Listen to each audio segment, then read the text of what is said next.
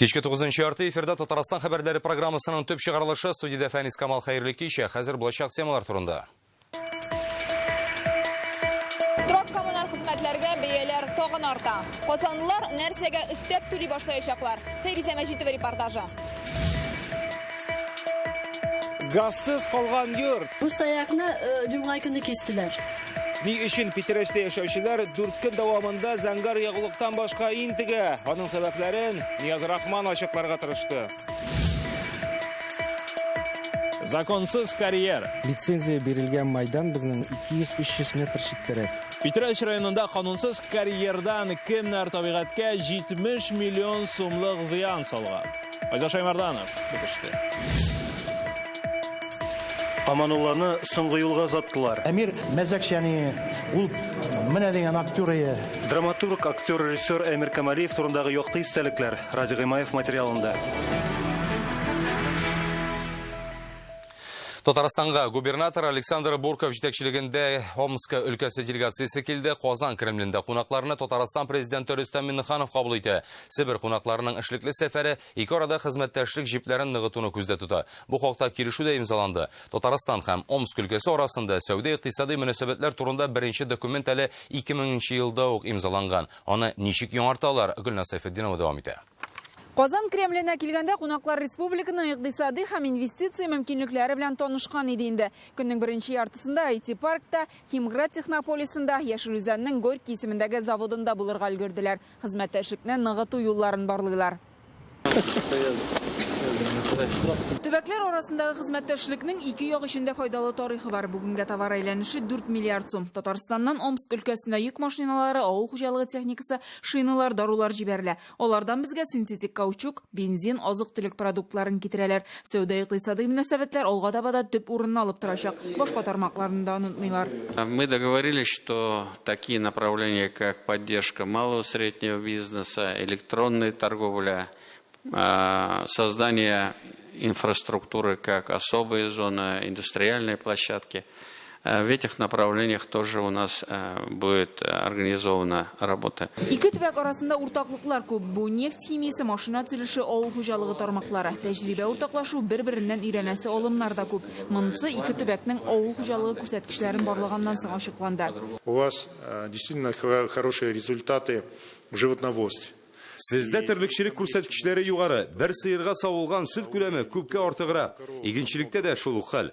Алынган уңыш буенча калышабыз. Сөйләшү барышында сәбәпләрен дә ачыкладык. Республика безгә бу эштә ярдәм итә ала. Сәнәгать предприятиеләрен саклап калу, махсус икътисади зоналар булдыру буенча да сездән өйрәнәсе бар. Бүген Татарстан һәм Омск өлкәсе хөкүмәтләре арасында икътисад, мәдәният, социаль һәм башка тармакларда хезмәттәшлекне күздә тоткан килешү имзаланды. Ул әле юл картасы белән тулыландырылачак. Түгел, эш планы быел Рөстәм Миңнехановның Омск өлкәсенә эш сәфәре барышында расланырга мөмкин. Гөлнас Сайфетдинова, Данил Филатов, Яңа Гасыр каналы. Бүгеннән торак коммуналь хезмәтләргә бәяләр арта. Казанда ут, су, җылылык һәм канализация өчен түләүләр уртача 2,8%-ка күтәрелә. Бу хакта бүген Казан мэриясендәге киңәшмәдә билгеле булды. Яңа тарифларны билгеләгәндә НДС күтәрелү, куллану бәяләре артуда исәпкә алына икән. Фатирның 1 квадрат метр майданы өчен хәзер күпмегә артыграк түләячәкбез. Казанлылар өчен счет фактурага тагын нәрсә өстәле? Якты киләчәк турында Фәризә Мәҗитова. Фатирында һава йөреше Нина ханым Медведева әнә шулай гел тикшереп тора. Кәгазь шуып төшмәсә, димәк вентиляция яхшы эшли. Полгода раз или в квартал раз, вот так они сказали. Мин кыш көне газ Казанын алыштырдым. Шуннан соң 3 айга бер, ярты елга бер килеп тикшерәбез дип вәгъдә бирделәр. Тик алар еш килмиләр шул. Хәзер вентиляцияны ешрак тикшерергә тиешләр. Аның өчен аерым түләү кертелә. 1 квадрат метрдан уртача 85 тиен хисабыннан исәпләнәчәк. Строка на содержание обслуживания вентиляция каналларын тикшереп хезмәт күрсәтү өчен счет фактураларда аерым түләү кертелү ул газ белән аглану чираклары килеп чыгу белән бәйле. Хәзер вентиляция системасына карата идарәче компанияләре тарафыннан игътибар күбрәк, хезмәт күрсәтүдә сыйфатлырак булырга тиеш. Июльдән торак хезмәтләре өчен гомуми түләү дә арта. Моңарчы, торак коммуналь хезмәтләр өчен бәяләр елга 1 тапкыр 1 июльдән арткан.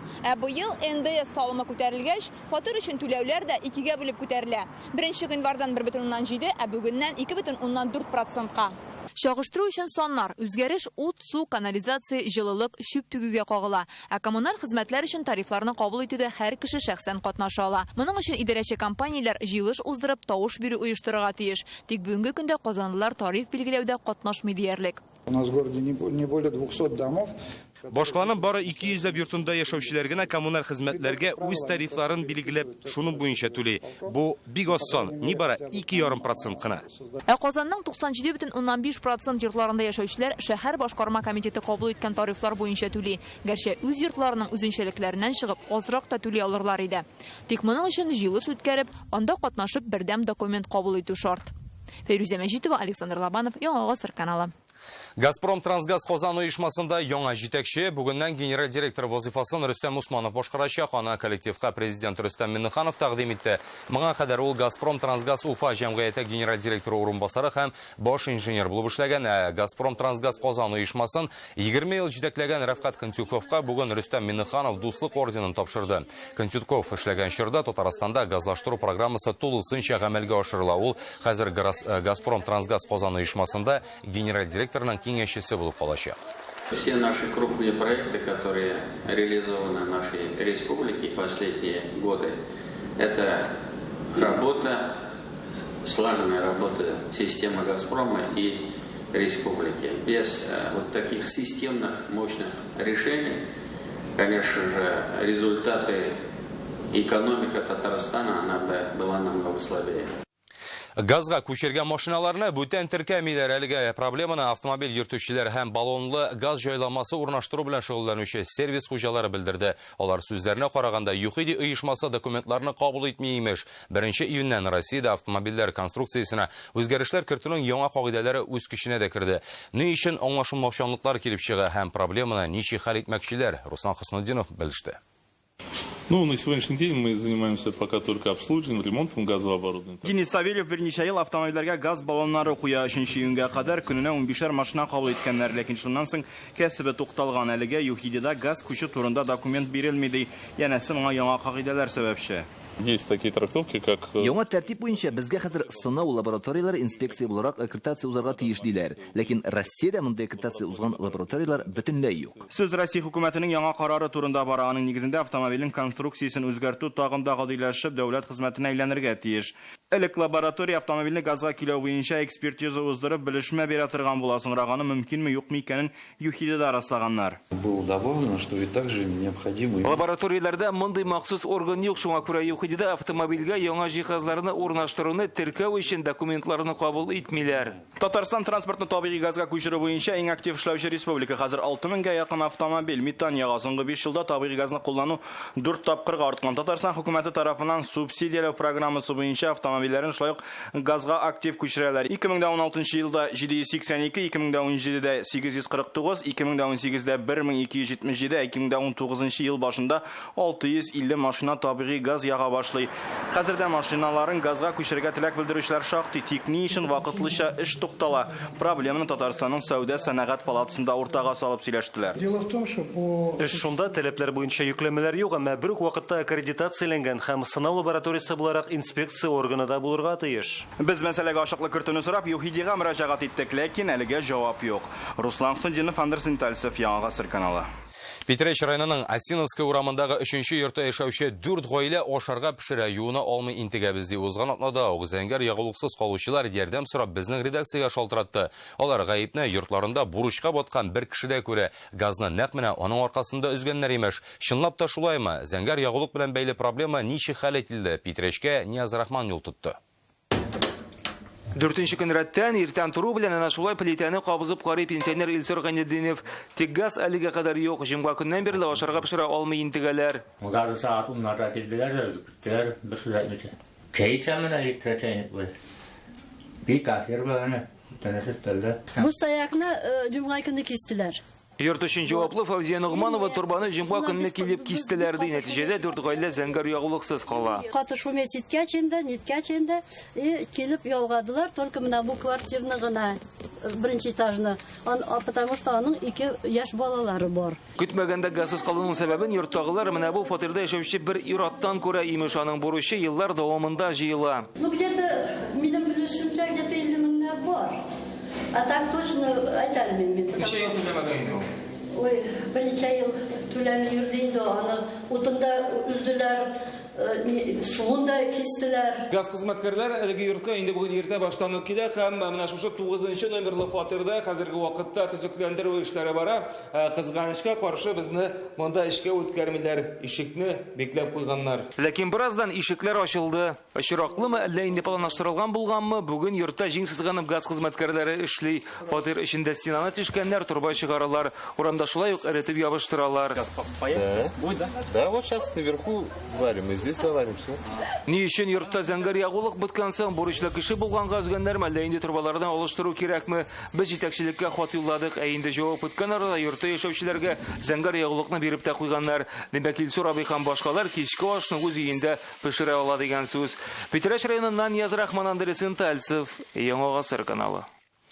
Башта фатир, аннан акча, бүгеннән торак йортлар төзелешендә кагыйдәләр үзгәрде. Бу хакта бүген президент киңәшмәдә үткәрде. Моңа кадәр булган өлешләп түләү системасы үз көченнән чыкты. Аның урынына башка алымнарда кулланылачак. Төзелеш компанияләре белән фатир алучылар арасында банклар аралашу ролен уйный. Хәзер Татарстанда 87 төзелеш ширкәте яңача эшли, алар 230 күп катлы йорт төзи.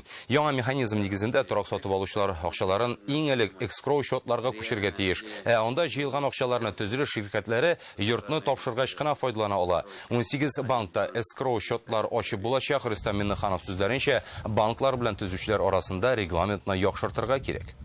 Все участники рынка объединены в единый мессенджер. Хәзер төзелеш базарында 200 артык катнашучы бердәм мессенджерга берләштерелде. Алар анда норматив актлар белән тиз арада алмаша, сораулар туса, белгечләр фикерен алалар. Туристларның игътибарын да җәлеп итсен, тарихта саклансын. Бүген Рөстәм Миннеханов республиканың тарихи урыннарында шәһәр төзелеше мәсьәләләренә багышланган утырыш үткәрде. Аның кысаларында башкаланың үзәген яңарту концепциясе тәкъдим ителә. Максаты Казанның тарихи мирасын саклап калу белән бергә аны туристлар өчен тагын да кызыклы итү. Әлеге концепция Алабуга һәм Зөя утрау шәһәрчеге өчен дә әзерләнгән. Казан үзәгендәге архитектура һәйкәле Миргасов йортының алдагы язмышы әлегә билгеле түгел. Бүген бу хакта Казан мэриясендә хәбәр иттеләр. Йорт авария хәлендә, хәзер монда кеше дә яшәми. Майда идарәче компания йортның ишек тәрәзәләрен каплап куярга мәҗбүр була, чөнки буш бинага төрле чит кешеләр, вандаллар килүе дә мәгълүм. Июнь аенда монда янгын чыккан иде. Казан башкарма комитет җитәкчесе урынбасары Искәндәр Гыйниятуллин белдергәнчә, Казанда мондый мәдәни мирас корылмалары булган 12 йорт исәпләнә. Киләчәктә аларны тургызуда планлаштырыла. Тик бүгенге көндә инвестор табылмаган. Миргасов йортын төрле билгесез кешеләр җимерүне дәвам итә. Идарәче компания хезмәткәрләре 2-3 көнгә бер барып андагы җимерлекләрне җыештыра, ишек тәрәзәләргә кагылган токталарны да ныгытырга мәҗбүр. Вопрос надо задавать тому, кто туда ходит. Сорауны кем йөри, шуңа бирергә кирәк. Әйтик, мин анда бармас идем. Иманым камил, сез дә бармас идегез. Шаккат торганы шул, ишекләрен томалап куйгач та шунда кирип йөрүчеләр бар. Табигатькә 70 миллион сумлык зыян салганнары бу бер көн яисә берничә айлар эчендә дә түгел. Ни рәвешледер Питрәш районында законсыз карьер 12 ел дәвамында эшләп килгән.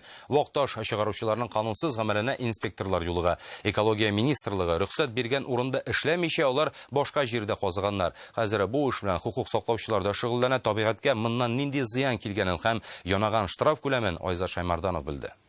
Лицензия бирелгән майдан безнең менә күрәбез, шушы урыннан 200-300 метр читтәрәк. Агачлар янында. Агачлар янында. Инде казу эшләре лицензионный участоктан 200-300 метр читтәрәк казу эшләре алып барылган. Дөрес казымаганнар, бер сүз белән әйткәндә, бу Питрәш районының Надеждина авылы янындагы карьера закон бозу очрагына экологлар геодезия җиһазы белән тикшергән вакытта юлыгалар. Хәзер карьер казучылардан лицензия алынган. Лицензия Надеждинская дип атала инде ул безнең 2006 елдан бирелде министерство тарафыннан.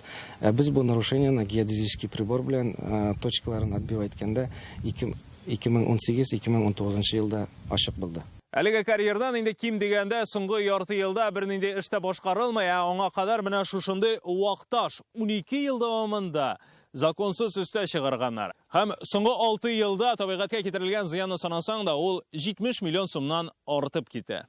Акрополь җәмгыяте нәкъ шушы оешма законсыз казу эшләре алып барган ди экологлар. Карьер ахырында аларның әле һаман да техникасы таш вата торган дробилкалары тора.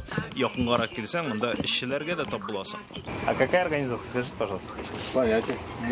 Откуда вы получаете деньги? Ну, через человека он нам платит. Нас нанял просто, что за организация, не знаю. Хуҗаларын әйтмәгән, килешүсез генә эшлибез дигән кешеләрдән күп мәгълүмат алып булмады. Алар карьердан таш казымыйбыз, дробилка эшләми диде. Телефон аша безнең белән сөйләшкән хуҗалары да башка оешма булуларын әйтте. Я занимаюсь наймом техники, я субподрядчик. Ләкин ни өчен Акрополь җәмгыяте законлы урыннан казымаган соң билгесез, ләкин штрафка инде тартылган. Бу территорияда недрларын добывать иткән организация безнең 7.3 статьясы буенча кодекс административных правонарушений җаваплылыкка тартылды и аңа 800 мең штраф сугылды. Хәзер бу эш белән Питрәч районы эчке эшләр бүлеге хезмәткәрләре шөгыльләнә. Питрәч районыннан Айзат Шаймарданов, Данил Филатов, Яңа Гасыр каналы. Җимерелгән йортлар зираты Яшел үзәндә авария хәлендәге 190 йортны сүткәннән соң бер урынга шәһәр эчендә җыйганнары. Бу законлымы? Бу хакта тулырак Реальное время интернет газетасыннан укыгыз. Сез Татарстан хәбәрләре программасын карыйсыз, солдагы минутларда. Ишек алды Гөлбакча. Монда бүтән әйберләрдә үземнең кулым белән эшләгән әйберләр. Балтач районындагы иң үзенчәлекле ишек алдын Рәмзилә Гафиятуллина күреп кайтты. Көненә 700 турист. Детские концерты, хәзер международный выступление. Барлык диннәр гыйбадәтханәсенең яңалыкларын Рания Абдрахманова күреп кайтты. Татарстанда 500 мең тоннага якын терлек азык әзерләнгән. Бу хакта бүген Татарстан президентына хисап тоттылар. Республиканың авыл хуҗалыгы һәм азык-төлек министры Марат Әхмәтов сүзләренә караганда, агрофирмалар күп еллык үләннәрнең беренче катын чабып җыеп бетергән инде. Иң күп җитештерүчеләр Балтач, Әтнә, Саба районнарында диде ул. Әлеге тармакта проблемалар да юк түгел. Былтыр утырткан уҗымнарның 39%-на зыян килгән. Хәзер бюджеттан финанс ярдәм мәсьәләсе дә карала. Башта китап фондын тулландырырга, аннары татар әдәбияты тарихы белән танышырга дип туристларны җәлеп итәргә. Бүген Татарстан президенты Рөстәм Миңнеханов Шәриф Камал музей фатирында урнашкан татар китабы йортын килеп күргәч, шундый тәкъдим белән чыкты. Исегезгә төшерәбез, әлеге музей төзекләндерүдән соң быел татар китабы йорты булып та ачылды һәм яңартылган бинага президентның беренче генә килүе. Рөстәм Миңнеханов мондагы экспозицияләр белән танышты. Китапханә, медиаүзәк, китап кибете балалар өчен уен бүлмәсендә карады. Язучылар белән оештырылган очрашуда әдәби мирасны саклап калу өчен мондый объектларның ни дәрәҗәдә кирәклеге дә ассызыклана. Бүген Татарстан Хисап палатасы оешканга 15 ел республика җитәкчелеге исеменнән юбилей белән аларны Дәүләт Советы рәисе Фәрит Мөхәммәтшин котлады. Хисап палатасы үзенә йөкләгән бурычларны тиешенчә башкара, финанс бюджет дисциплинасын арттыру, контроль, күзәтчелек органнарының эшчәнлеген нәтиҗәле итү өчен күп көч куела дип белдерде Фәрит Мөхәммәтшин. Кунакханәләргә йолдыз тагыла. Дәүләт пенсионерларга бурычын кайтарачак, инвалидларны тәрбияләгән өчен пособие күләме дә арта. Агымдагы елның 1 июленнән Россияләрне менә шундый күп санлы үзгәрешләр көтә. Тулырак алдагы материалда. 1 июльдән хөкүмәт пенсионерларга бурычын түләп бетерергә җыена. Эш шунда, пенсия турындагы закон буенча, моңа кадәр еллык индексациядән соң пенсия күләме арта, өстәмә социаль түләү күләме кими иде. Яңадан санаганнан соң Татарстанда яшәүче һәм эшләмәүче 72 мең пенсионерның айлык акчасы артты. Беренче төркем инвалид булган баланы караучылар өчен түләү 2 тапкырга диярлек артачак. Моңа кадәр бу сума 5500 сум иде. 1 июльдән аның күләме 10 мең сумны тәшкил итәчәк. Үзгәреш бары тик хезмәт яшендәге, ләкин эшләмәүче ата-анага гына кагыла. Россия хөкүмәте белән нефть оешмалары арасындагы килешүнең дә 1 июльдә вакыты чыга. Бензин бәяләрен күтәрмәү турында 2018 елның ноябрендә сүз куешканнар иде. 1 ел дәвамында ягулык бәясе былтыргы сумма дәрәҗәсендә торды. Россия җитәкчелеге борчылмаскан ди, бензин бәясе күзәтү астында диләр. Сөт продукциясына кагылышлы яңалыклар да бар. 1 июльдән кибет киштәләрендә чын сөт һәм составында май алыштыргычы булган продукция кибет киштәләрендә аерым урнаштырылырга тиеш. Киштәдә бу хакта кисәтүдә язылачак. 50дән артык номеры булган кунакханәләргә йолдыз алырга кирәк булачак. 1 июльдән алар бу хактагы сертификатсыз эшли алмый. Кунакханәләрне бәяләү белән махсус вәкаләтле оешмалар шөгыльләнә. Рания Абдрахманова, Яңа Гасыр каналы. Шикләре юк. Казанда бүгеннән физик мөмкинлекләре шиклеләр өчен түләүсез такси хезмәте эшли башлый. Махсус коляскалар белән җиһазландырылган автобус башкалада яшәүче инвалидларны алар өчен үткәрелгән чараларга алып барачак.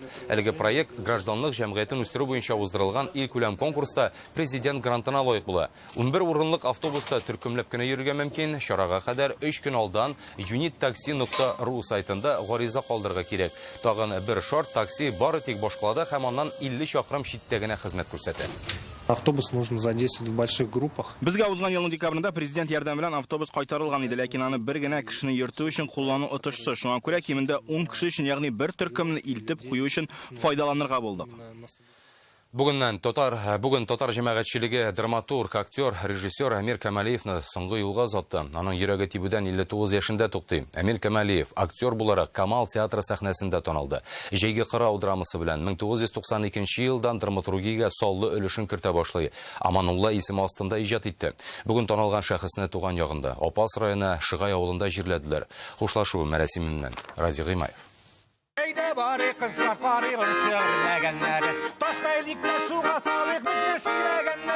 Менә шундый җыр телле шаян иде ул. Актер булса да тормыштан инде сәхнә һәм экранда шундый булып кала белде.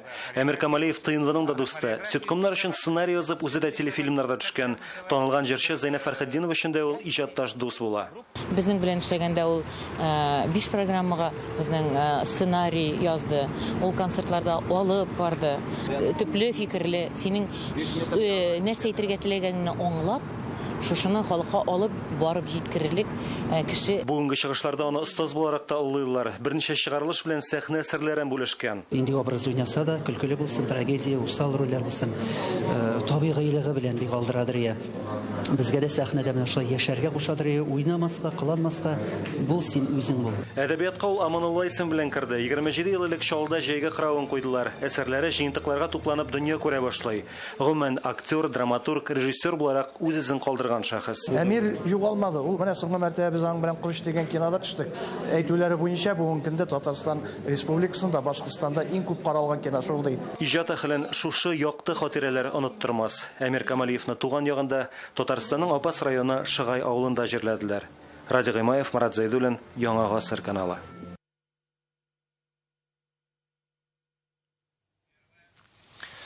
Иң матур ишегалда нинди була? Сорауга җавапны хәбәрчеләребез Балтач районында тапты. Норма авылында яшәүче Госман Хәсәншин үз җирлегендә иң үзенчәлекле ишегалды хуҗасы дип табылган. Андагы бөтен җиһаз устаның кул эше, күз явын алырлык эшләнмәләрне бүген хәбәрчебез Рәмзилә Гафиятуллина да күреп кайтты. Монда bütün әйберләрдә үземнең кулым белән эшләгән әйберләр. Урындык булсын, өстәл булсын. Гади генә, әмма зәвык белән Хәсәншиннарның ишегалды үзе бер музей төсле. Җиһазларның барысына да хуҗаның кул кеше кергән. Кайберләре хәтта Мәскәү күргәзмәләрендә урын алган. Сарайда чүкеч кадак тавышлары тынып та тормый. Без килгәндә дә останың сандык ясаган вакыты иде. Балалар бакчасыннан заказ биргәннәр. Сораучылар күп. Туганнарыма, дусларыма бүләк итәм мин моны. Бу бер сувенир булып тора. Госман ага һөнәре буенча укытучы, 13 ел мәктәптә география укыткан, хәзер лаеклы ялда, әмма белем йортында аны һәр вакыт көтеп алалар. Бабайдан осталык дәресләре иң кызыклы сабак. Он каян килеп чыккан, yorma каян килеп чыккан. Менә шул әйберләрне мәктәптә үк өйрәтергә кирәк. Оныгы силә аеруча бәхетле, мондый бабай һәр баланың хыялы.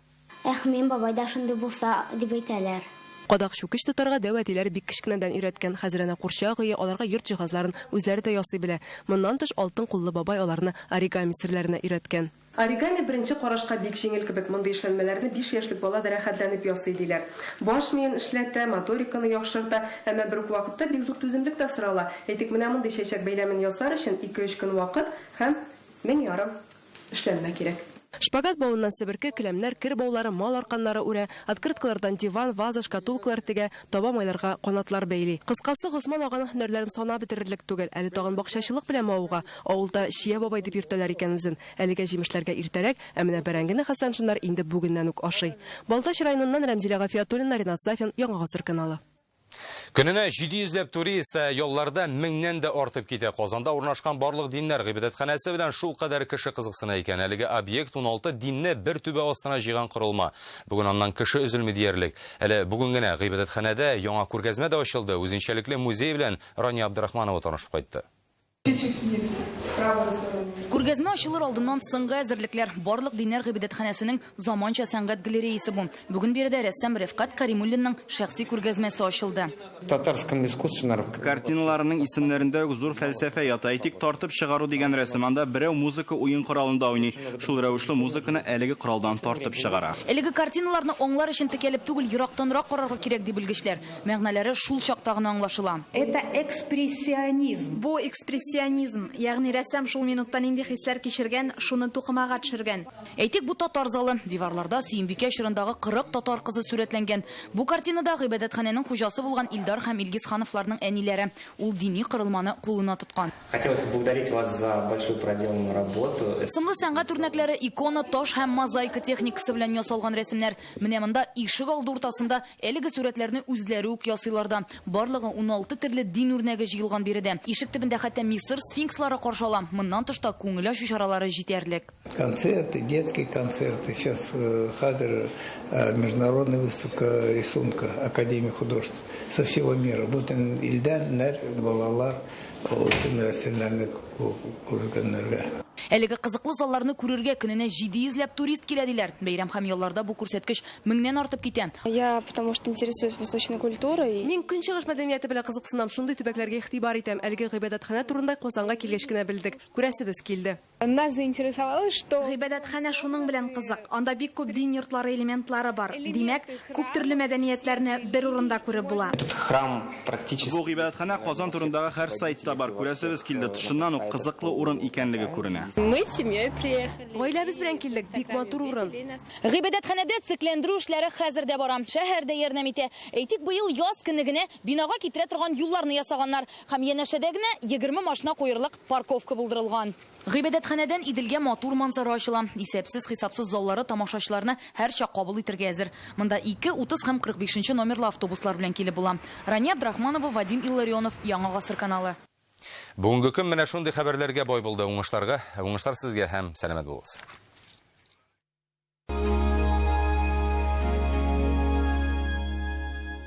Автоцентр марка Nissan на Чуйкова заявляет: назначайте свою цену на новый Nissan. Скидка 280 тысяч не предел. Звоните 4 пятерки 3 единицы.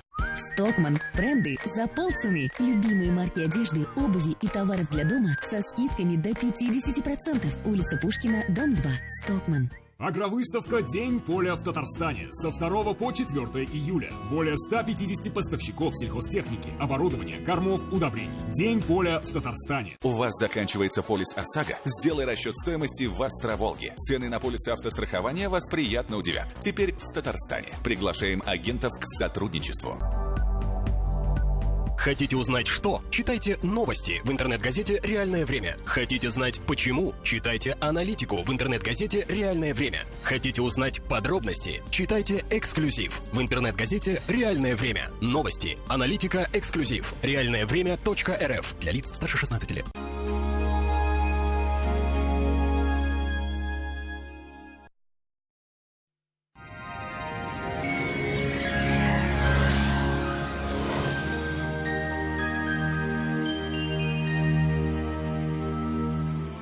Исәнмесез, хөрмәтле телевизор караучылар. Эфирда Хава тырыша. Данил Мастерда яңа акция. Июль айында шкаф клубыга заказ биргән очракта комод бүләккә. Белешмәләр өчен телефон 267-166. Казан Бастан-Юрам 23-нче йорт. Янык погода сервисы мәгълүматы буенча көньяк чыгыш бөгелмә бауласына кайда булытлы, яңгырлар булмый. 21 градус жылы. Төньяк чыгыш түбән Камоктан Шалабугада сүрән көне көтелә, җылылык 22 градус. Төньякта Минзәлә, Герҗе-Менделеевскида урыны белән генә яңгырлы, 23 градус жылы. Төньякын батыш Орша, Кукмара Балдашта болытлы, ләкин явым-төшемсез. Температура 23 градус. Булгар, Бош, Прәлидә шулай ук явым-төшемсез, 23 градус жылы. Үзәктә Чиста, Нурлатык Субайда синоптиклар болытлы көн вәгъдә итә. Температура 23 градус. Алда көннәрдә һава торышында әллә ни үзгәрешләр көтелми. Докторовс физрач шелтәренең медицина үзәге операциясыз һәм авыртусыз умыртка баганасы һәм буыннар белән булган проблеманы хәл итүдә ярдәм итә. 10 ел дәвамында Россиянең 10 шәһәрендә клиника табиблары ярдәмендә 10 якын очрак операциясе дәвалана. Пациентов с жалобами на боль в спине часто направляют к хирургу. Мне уже удаляли грыжу позвоночника, и снова все повторяется. Спина болит, еле хожу, снова направляют на операцию. Что делать? В медцентре «Доктор Ост» передовая технология лечения вместо операции. Уникальный робот помогает вернуть искривленный позвоночник в норму. Грыжа начинает самостоятельно втягиваться на место, освобождая пережатые нерв и сосуды. Боль уходит, возвращается легкость движений. Башкалабыз Казанда да булытлы, явым-төшемнәр булмый. 22 градустан 24 градуска кадәр җыла. Көньякын батыштан талыган жел. Атмосфера басымы түркімеш бағанасының 745 мм тәшкил итә. Хауның шауыштырма шадымалығы нормада. Жерінің магнит қырытыныш. Әлігі сағат кәміне шулар. Сізнің хава тырышы білән Альбина Хабибулина таныштырды. Исәнліктә күрешейік. Сау болыңыз.